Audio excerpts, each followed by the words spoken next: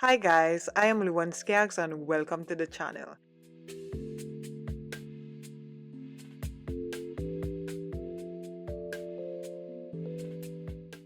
I created these large molds and in storage I had them bent. And then to make matters worse, when I took it out to see about it, it tore in half. So this would be the best project to show you how to fix molds. Because if you could fix this, you could fix any little crack molds that you have. So let me show you what I did to fix this mold. I first start by taking the original pieces and placing them back into the mold.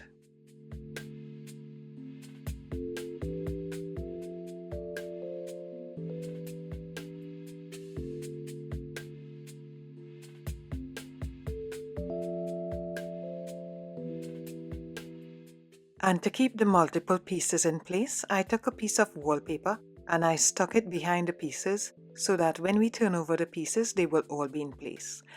If there was a piece that came out while you were turning over the mold, just find the place where the piece was supposed to be and reposition it and try to stick it down as best as you can. Now if you're doing a mold that just have one piece, you don't have to do this step, but since I have multiple pieces, this is the step that I'm going to use. Now I'm showing you guys on camera one of the hardest mold repair. So if you could repair this mold, you could repair any mold after this. Now that we have our pieces stuck in place, we'll build a wall around it. I'm putting a little bit of glue on the wallpaper to make sure it sticks to the cardboard. We'll position the mold back onto the piece so that we see how much space we need to glue the strip around the mold. We'll glue the shiny side of the strip in the inside. Now I have a much more detailed tutorial on how to build molds in a previous video, so if you haven't seen that one, I would link that in the description down below.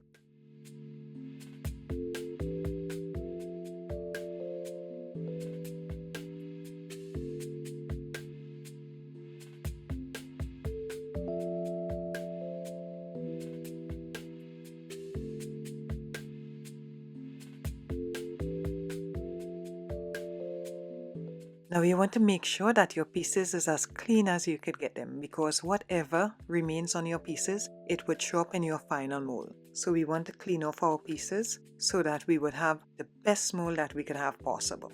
And to repair the mold, I'll be using the same 1-to-1 silicone I used before. And all the materials used in this project would be found in the description down below. I'm pouring the 2 bottles of silicone into the mold and mixing it well. Now this silicone, you have to buy it when you need it. This silicone doesn't stay well for a very long time. Stick around to the end of the video and I'll show you a bottle that I had for over 2 years, how that looks after 2 years. We want to mix the silicone well until it's one color. Make sure you scrape the sides and the bottom well. Then we'll pour some silicone on top of the pieces so that we could get the detail of the pieces. Then we'll leave the silicone to set for a while so all the bubbles could escape. Once enough air has gone out of the silicone, we'll take our silicone mold and press it into the silicone. Silicone on silicone sticks to each other, so this should give us a very nice finish to the front of the mold.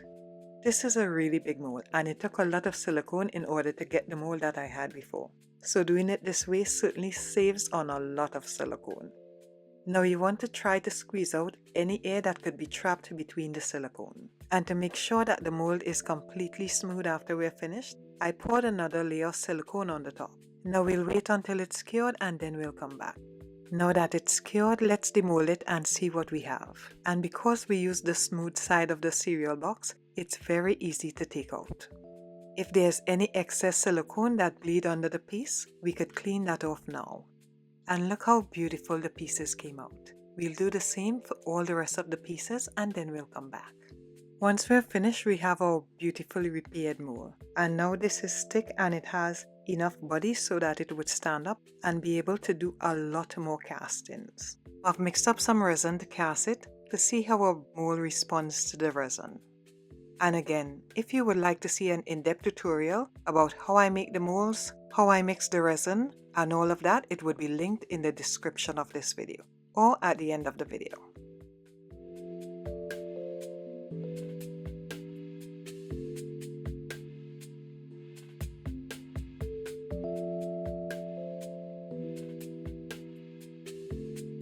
We'll let this cure and come back and demold them. I like to demold the pieces when they're still a little bit sticky to the touch because I like it when it's flexible and you could bend it in any shape that you like. It is still very flexible and it took the pattern nicely.